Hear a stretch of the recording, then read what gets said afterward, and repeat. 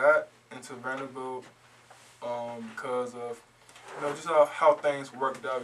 It was not the first choice, but it was the best choice, and what I'm saying, God has always been in my corner, and I've always been in His corner. So I was blessed to go to that what I'm saying, school and get an education from it. Now, what was your major? Medicine, health, and society. Oh, so you didn't wind up with the communication like most of them. Criminology. Hey, Criminology. Is that what it is? Oh, criminology. Oh, okay. hey, but in all seriousness though, I don't know how some other schools do their communications major, but it's not easy at my school, because they gotta what I'm saying, get it from the whole class, like from the peers, and have them criticize, or excuse me, critique their writing, their writing formulas, and like all that stuff, and from like what I'm saying, specifically my school, they hard on you. So I wouldn't say that's a bad major to get it in, but no, I didn't get it in communications. I got it in medicine, health, and society with a concentration on health behaviors and health sciences, and I aspire to be a healthcare like administrator in a sense of running a whole hospital. Yeah, so and fell in love with Coach Franklin. He was the head coach at Vanderbilt at the time. One of the best coaches out there right now, and he's at Penn State winning a lot of games, and we stay in communication with each other and stuff like that. But yeah, so I got into Vanderbilt because of just how things worked out. It was not the first choice, but it was the best choice, and what I'm saying, God has always been in my corner, and I've always been in His corner. So I was blessed to go to that what I'm saying, school and get an education from it. Now, what was your major? Medicine, health, and society. Oh, so you didn't wind up with the communication like most of them. Criminology. Hey, Criminology. Is that what it is? Oh, criminology. Oh, okay. hey, but in all seriousness though, I don't know how some other schools do their communications major, but it's not easy at my school, because they gotta what I'm saying, get it from the whole class, like from the peers, and have them criticize, or excuse me, critique their writing, their writing formulas, and like all that stuff, and from like what I'm saying, specifically my school, they hard on you.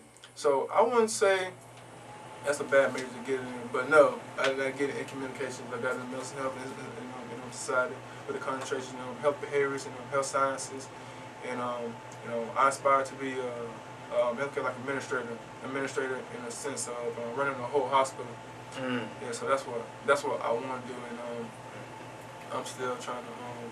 I'm actually looking to go to like grad school, but I want to get some hardcore work experience first, because of looking at all these jobs, they require what I'm saying, a certain amount of what I'm saying, work experience, not just school. Even though they want you to get to school education and stuff.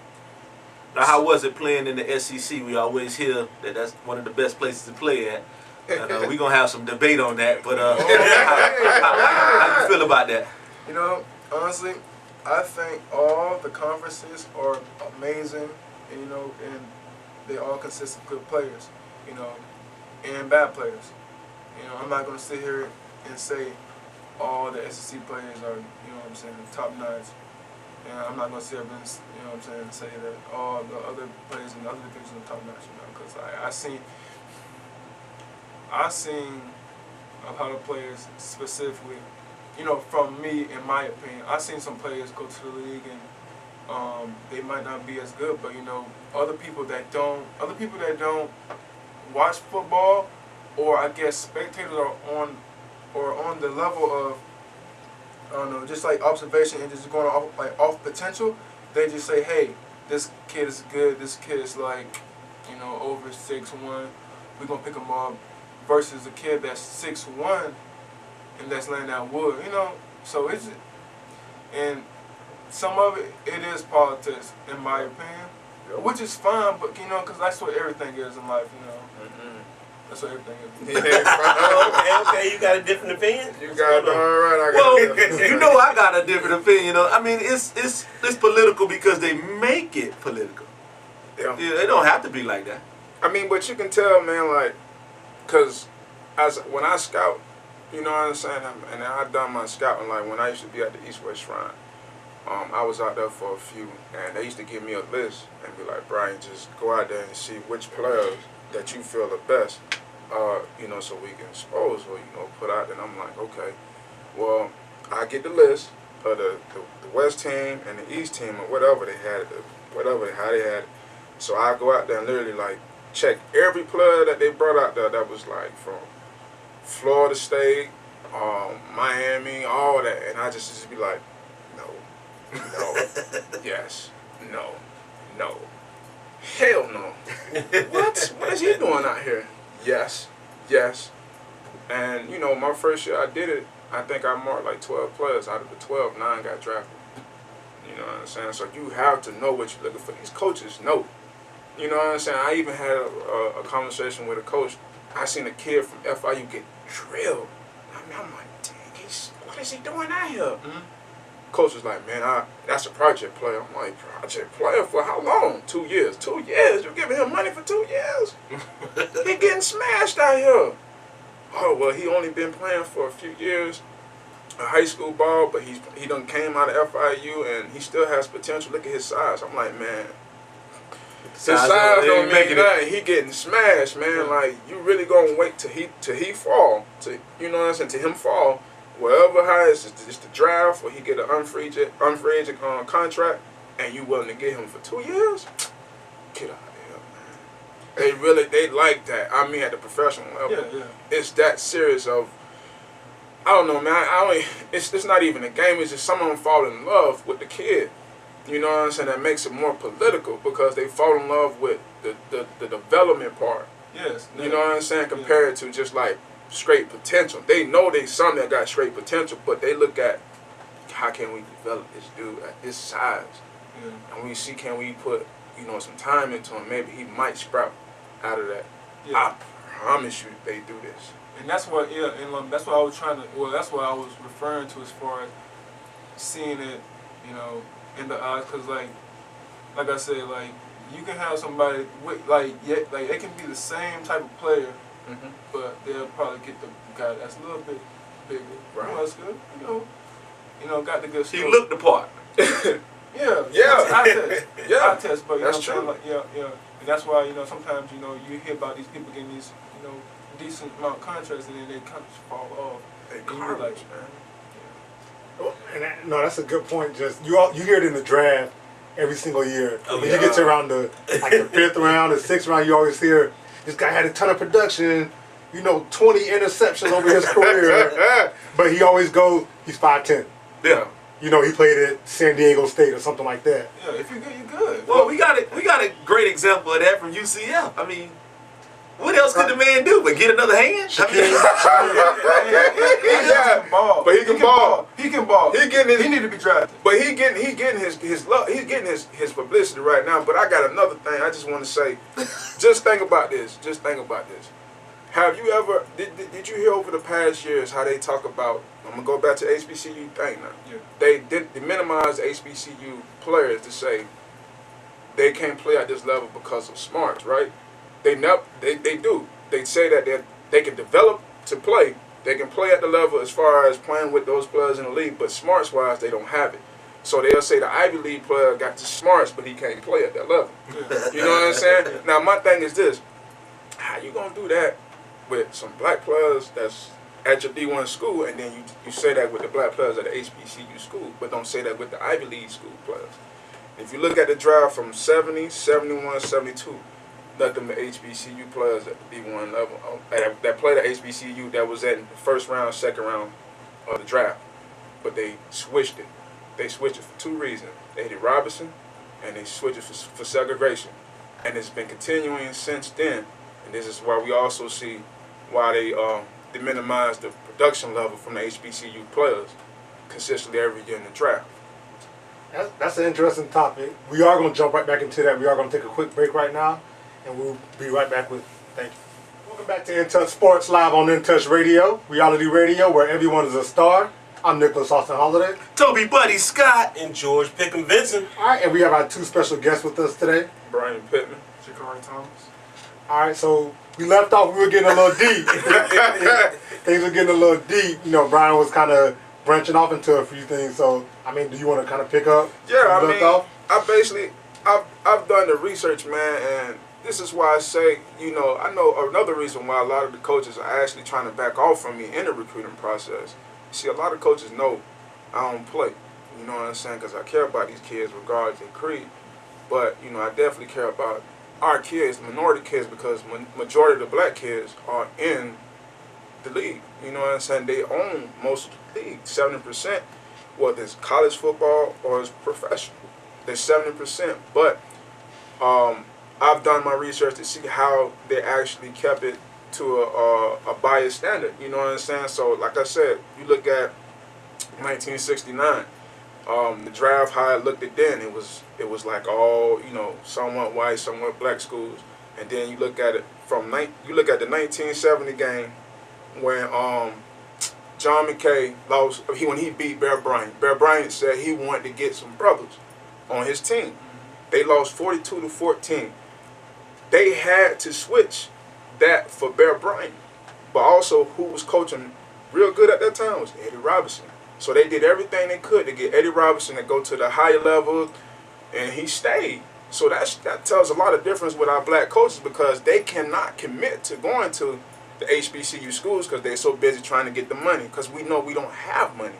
You know what I'm saying? So they're trying to find a way to get the dollar. If you know HBCU schools are not getting you a raise for being successful, even if you win a national championship at the historical black school, they're not gonna give you that. So a lot of our coaches end up leaving and going to those schools because they recruit them to get the kids into the areas that they recruited at. So over since the 70s, since the 80s, since the 90s, and even now, it's been going on. But now that I guess a lot of us are aware of these things, even the parents are starting to come aware, which they need to be even more aware. Yeah. I got something we got to talk about then. Okay. Before we jump into that, I want to ask, since we're still on that subject, Jakari, do you think your experience would have been any different if you went to a historically black college versus Vanderbilt? Well, he gave you one. I got the camera on you too. Let me back up. Darn right. I think I'm like this. I think certain schools get a lot more resources than other schools. Yeah. And for just that reason, there may be a little more exposure, specifically, you know, with like the news and you know what I'm saying, watching film, and like people come to your school and stuff like that, cause like, you know, I don't know if y'all heard of him, but his name is Matavius Williams. We went to school together. He played at FAMU. Yeah. 15. Good dude. Make plays, ball out. And you know what I'm saying? And I told him, man, he can start at Vanderbilt. You know what I'm saying? Wide receiver. Ball out. I heard of him. Yeah, exactly. Yeah. That's what I was thinking. Wide receiver. I heard of him. Yeah, you know what I'm saying? Like, I was surprised that he didn't go to the league or get picked up, you know. We wasn't. Because I'm going to give you the other side of it. Like you said, with the news and the media, we try to come to those games. Yes. We are very unsuccessful in the SEC. Very unsuccessful. So we send credentials to come out and cover the players. Wow. But we're very unsuccessful in the SEC. So you try to go to Bill? I mean, it doesn't matter. Any SEC school. Any SEC? Let me give you the ones that give us love. Y'all always say who give us love. LSU give us love. Ooh. This year Auburn gave us love. What? But Georgia, nah. Florida, never. Yeah. Never. Well, I think that's just he was talking about the good old boy system that goes in, because I asked you for those games. Like, I made No, I don't hide it. I'm a Florida State fan. And I, of course, come on, man, don't do that to me. I want to go to those games. I'm with you, George. Yeah. So it's both sides. Okay, we can't get the players that go to HBC to get exposure because they're going. I mean, also you have some of the kids going to the D1 and saying, I got to play at this level to get seen. That's true. But we're trying to come and see you guys so you don't have to go that way and still get exposure. It's not happening. Well, you got to understand, like I told you, they had to switch it because this is how they make their money off us and our kids, because even when you knowing that, they're going to keep doing that because that's how it's politically run for them. It's their own system that they believe that makes the best sense for them. Because I can tell you right now, when Joe Pop won the championship, and I think it was 82 or 83, the next year, Grambling State, Eddie Robinson challenged this dude, the whole Penn State team, and he easily declined that scheduled game, whether it was the first game, second game, to the last game. He easily declined because he knew what was going to happen.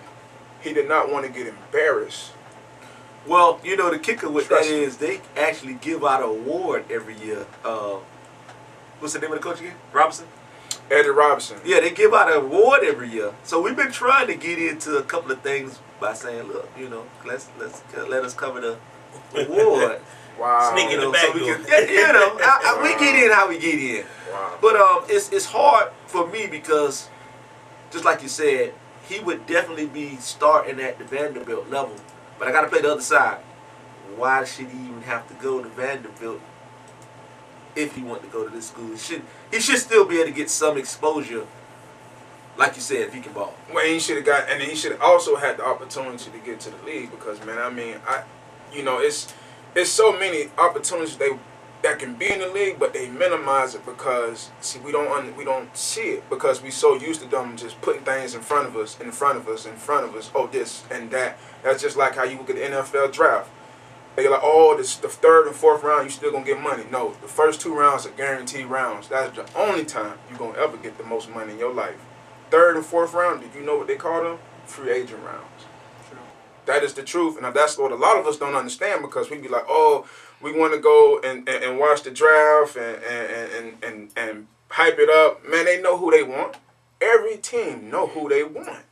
They just got y'all believing in that hype because hell, y'all fans, y'all paying for the stuff. Oh, no, I want this. Man, they know who they want. Trust me. Whether the dude can play or he can't play, because if he can't play, trust me. So Winston or Mariota? I still take Winston, but you know they trying to knock Winston. They trying to knock Winston down. I mean, that's the truth. But that's all you heard. I mean, it wasn't like it wasn't any other situation going on. It was like these are the only 2 quarterbacks we got. No, it's more than that. It's just that, like I said, they politicize that. Just like the kid that's at Alcorn State, the quarterback that's there. I've been talking about him recently on Twitter, and I've been getting love because, you know what I'm saying, nobody's showing this kid love. I've heard since his sophomore year, he's the next Steve McNair. So since sophomore year, I think we seen that guy. He played in the his name Foot. Okay. Yeah. Now notice this. Did he go to the HBCU bowl game? No. Did he go to? Did he get an invite to the combine? No. They know about him. Trust me. These scouts know because they have to go to these schools and look at the kids. Regardless whether it's the D1 game they play or whatever, the senior game, they watch those games. And this is another thing. They didn't even get a kid opportunity to go to the HBCU bowl game. Or even to none of the all-star games that they had, which is like the East-West Shrine, the Senior Bowl, you know what I'm saying? Or the Tropical Bowl, you know what I'm saying? None of that. He didn't even get none of that. And this kid been air raiding out for 2,000-3,000 yards a season at the HBCU level. I was going to say, just speaking of kind of what we're going on now for Jakari, what is it like for you right now? Just because I mean, you consider a free agent right now, correct? Yeah. So what's your journey like right now, trying to make a NFL team? Well, hold on.